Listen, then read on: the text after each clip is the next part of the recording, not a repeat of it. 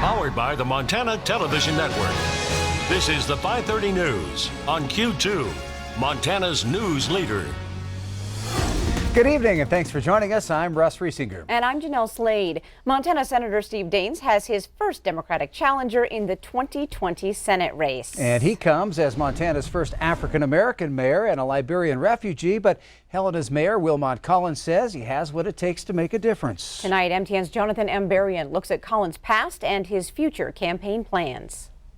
Wilmot Collins said as Helena's mayor, he's seen the importance of listening to the people he represents. He said he wants to bring that philosophy to Washington, D.C. as a U.S. Senator.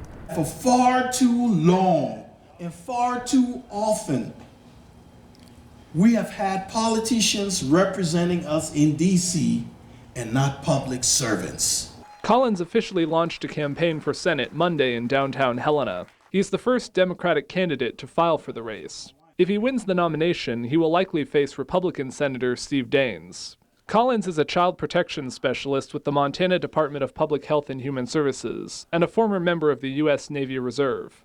He began his political career in 2017 when he defeated Helena's longtime incumbent mayor, Jim Smith, becoming the first black mayor officially elected in Montana. His win drew national attention.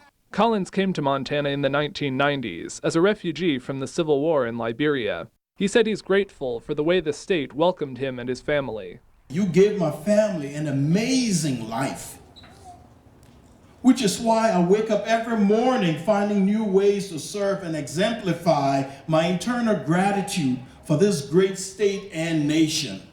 Collins says his campaign will focus on issues like reforming the campaign finance system, expanding health care coverage, and improving veterans services. He says he plans to campaign in every part of the state. Not only Helena, not only Billings, not only Missoula, not only Great Falls, Montana needs representation, and I'm going to go there. I'm going to visit with them, I'm going to listen to them, and I'm going to take their issues and make their issues my issues for Washington. In Helena, Jonathan M. Berrien, MTN News. Well, the Montana Republican Party releasing a statement on Collins entering the Senate race. Party Chair Deborah Lamb said Wilmot Collins is just another liberal Democrat who will be a rubber stamp for the far left's radical agenda. She went on to say Collins will stand against President Trump every chance he gets and reverse all that we've accomplished these last few years. Another sign that a presidential run is on the horizon for Governor Steve Bullock. Q2 Samantha Sullivan has more on the apparent campaign videos released by Bullock this weekend. Sammy. Well, Russ and Jeanelle, Governor Bullock did release a pair of videos this weekend that will all but confirm he's running for president in 2020. Take a look. Two-term governor of a state that President Trump won by 20 points. This like weird creature from outer space, a Democrat that wins in rural red America. Now, this video goes on to tout Bullock's accomplishments and highlights the fact that he is the only Democratic candidate in the race to win in a state that Trump also won. The video then teases an announcement that will be made soon. Sources close to MTN have confirmed that Bullock could announce a presidential run as early as this week. Now, if and when he does announce, Bullock will join a long line of Democrats hoping to challenge President Trump in 2020. Russ and Jeanelle. All right, thank you, Sammy. One of Billings' iconic downtown buildings is the new planned home for Big Sky Economic Development. BSED announcing today that its board has chosen the Montana National Bank on North Broadway Street for its new location. A grant still has to be secured from the Federal Economic Development Association before it can become reality. If it does, the plans would be to turn the building into a one-stop business and community economic development hub. Other partners are saying, hey, we want to grow entrepreneurship in our community, and so we're doing that in a big way, and we think the facility will help us have a more forward-facing approach and be more proactive with growing jobs organically in our community through stronger resources for entrepreneurship. The total cost of that project would be about $4 million, with $2 million of that dependent on that grant from the federal EDA. Montana, along with 43 other states and territories, have filed a lawsuit alleging price fixing among more than 100 different generic drugs. Now, the lawsuit claims a broad conspiracy among 20 different generic drug manufacturers to manipulate prices and reduce competition. According to the Montana Department of Justice, the drugs cover all types and classes from capsules to ointments, antibiotics to contraceptives. And in some cases, the DOJ says coordinated price increases were over 1,000%. The lawsuit seeks damages, civil penalties, and court orders to restore competition in the generic drug market. Now, the lawsuit also names 15 individual senior executives as defendants. Authorities are now releasing the name of a 53-year-old Billings man who died after crashing his motorcycle west of Billings over the weekend. Yellowstone County Coroner Cliff Mahoney says Richie Klein died from head trauma. The Montana Highway Patrol says Klein was speeding on Nybauer Road around 1:30 Sunday morning when he failed to negotiate a curve. His Harley-Davidson went off the left side of the road and rolled. Klein was pronounced dead on the scene. Troopers at the scene say Klein was not wearing a helmet and speed was a factor. May 25th, 1986, millions of people joined hands and took part in Hands Across America. It was a fundraising spectacle, each person paying $10 with the hopes of raising $50 million to lend a hand to the poor. Well, fast forward to today, where 3 young girls inspired by giving back to foster children are taking matters into their own hands. Q2's Zoe Zandora standing by to tell us how. Zoe? That's right. Stretching from the Atlantic to the Pacific, people joined hands to raise money for the homeless over 2 decades ago. On June 1st, 3 young girls have organized people to join hands from east to west in the city of Scobie, Montana, to give to foster families and to raise money for their city's annual fair. Meet the Williams sisters.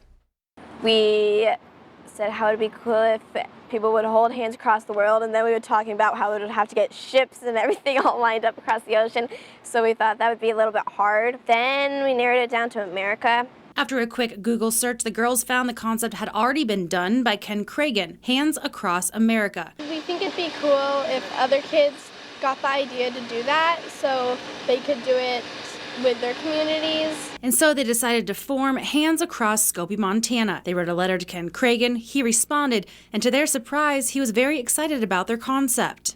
It's been a continuous positive response from Ken. He's called us, he's encouraged, he's brainstormed problems with us. Their mom, Ruth Williams, a wife and mother of 5, including 1 foster child. The reason the 3 Williams sisters are doing Hands Across Scobie in the first place, to give back to foster families. Raise money for a brick-by-brick home in Marsland, Montana. So it's just going to be like for foster kids who need a place to stay. And then we're going to divide it up so then the other half would be going to the kids' activities at our fair. Ruth says through the process of being certified as a foster family, the Williamses realized there is a major need for fostering help. There's just an overwhelming number of kids that need a safe place to be. And so I'm going to start getting teary-eyed because of that. But, and I don't feel qualified to do it. You know, I have 4 kids and then it's 5, and an extra one, and homeschooling, it's a lot.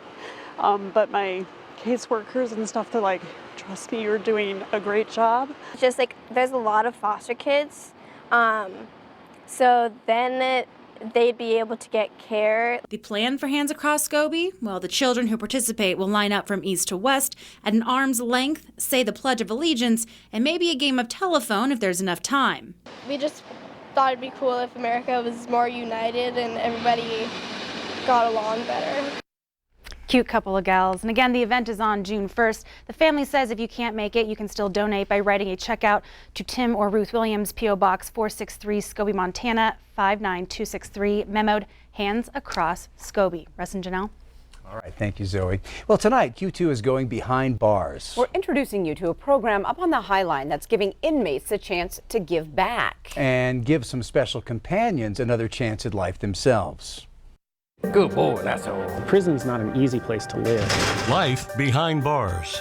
Given meaning as prisoners are brought together with pups. It kind of breaks the barrier between you and everyone else. To make the most of their sentence. I'm giving something back for something that I've taken. Inmates are giving these dogs a job to give independence to those on the outside. Chick, good boy. Canine Companions, Q2 on special assignment, tonight at 10. And join us back here tonight at 10 is MTN's Elizabeth Trance, who gives us a look on the inside as these duos work to change lives on the outside. Well, coming up on tonight's Q2 530 News, toxic water finally leaving the Berkeley pit nearly 40 years after it began to rise. We will take a look at that process. And in sports, Scott updates progress on the Landon's Legacy Miracle League baseball field and how you can help. And it was a hot one today. Wait till we tell you how hot it got. You're not going to believe it. And get what? We're expecting a couple of more days of temperatures way up into the 80s. Then we roll it back down to more spring-like weather. We'll tell you all about it in a few more minutes. You're watching MTN News with Jeanelle Slade and Russ Riesinger. Storm Tracker weather with Bob McGuire. And sports with Scott Green. This is the 5:30 News on Q2, Montana's news leader.